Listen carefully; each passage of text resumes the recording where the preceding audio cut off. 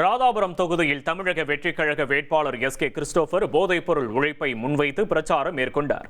தெற்கு கள்ளிக்குளம் உள்ளிட்ட பகுதிகளில் சூறாவளி சுற்றுப்பயணம் மேற்கொண்டு தீவிர வாக்கு சேகரிப்பில் ஈடுபட்ட அவர் இன்றைய இளைஞர்களிடையே மிட்டாய் வடிவிலான போதைப்பொருள் பழக்கம் பெரும் அச்சுறுத்தலாக உருவெடுத்துள்ளதாக வேதனை தெரிவித்தார். தமிழகத்தில் போதைப்பொருள் புழக்கத்தை முற்றிலும் ஒழிக்க விஜய் தலைமையிலான தமிழக வெற்றிக் கழகத்தை ஆதரிக்க வேண்டும் என அவர் பொதுமக்களிடம் வேண்டுகோள் விடுத்தார்.